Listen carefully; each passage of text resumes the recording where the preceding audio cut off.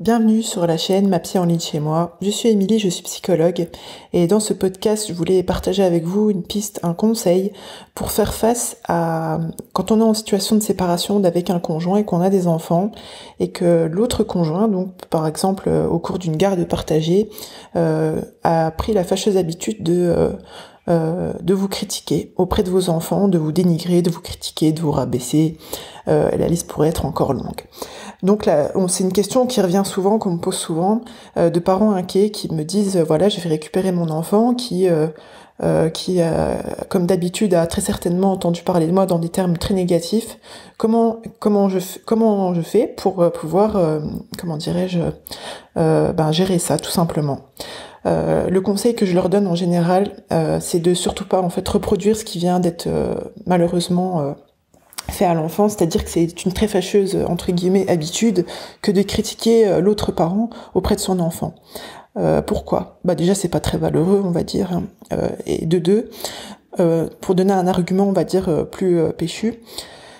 Votre enfant, il est, entre guillemets, fait, si je peux dire ça comme ça, à 50% de vous et à 50% de votre conjoint. C'est-à-dire que quand vous critiquez, quand vous rabaissez, quand vous humiliez votre conjoint, eh bien en fait, vous humiliez, vous rabaissez, vous critiquez une partie de votre enfant.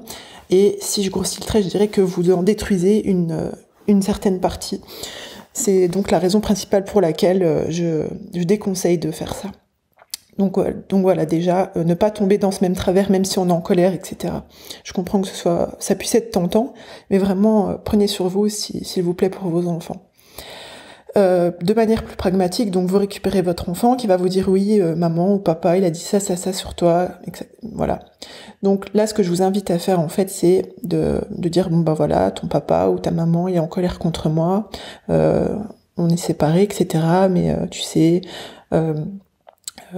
et en fait, voilà, là où vous allez rassurer l'enfant, par exemple, admettons que votre conjoint ait dit, votre ancien conjoint, votre ex-conjoint, pardon, il dit que vous étiez un menteur ou une menteuse. Donc là, vous dites, voilà, donc en fait, vous allez rassurer l'enfant avec des faits. Parce qu'en fait, l'enfant, pourquoi il vient vous en parler ? Il vous en parle, c'est très bon signe que l'enfant vient vous en parler, parce que il a envie d'avoir votre version des choses, votre version des faits. Il veut... il sent qu'il y a quelque chose qui va pas et il veut vérifier avec vous les dires de l'autre. Donc là, vous allez avoir besoin de le rassurer. Alors certes, on peut rassurer avec tout va bien se passer, etc. avec des paroles un peu abstraites, si je peux dire ça comme ça. Mais là où ça va être intéressant, en fait, c'est de ramener des faits. Est-ce que je t'ai déjà menti ? Est-ce que, regarde, quand il y a eu ça, je t'ai dit la vérité. En fait, c'est voilà, vous allez apporter des faits pour, contrecarrer, si je peux dire ça comme ça, les critiques de votre ancien conjoint. Admettons que votre conjoint vous accuse auprès de pas aimer vos enfants, par exemple. Tu dis, voilà, regarde, je fais ça pour toi, je t'aime, je m'occupe de toi, je prends soin de toi, et c'est parce que je t'aime, il ne faut pas en douter.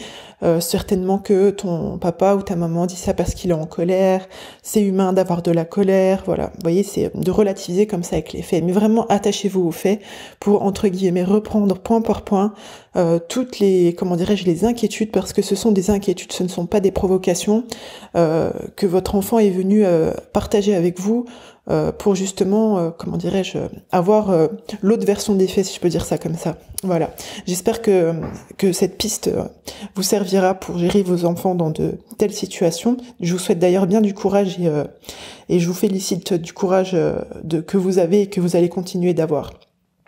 N'hésitez pas à me laisser un petit pouce pour me dire si vous aimez ce type de conseils, de vidéos. Vous pouvez laisser aussi un commentaire, ça vous amène sur d'autres réflexions ou d'autres questionnements. N'hésitez pas à vous abonner à ma chaîne et à vous abonner à la newsletter. Vous trouverez le lien en barre d'infos.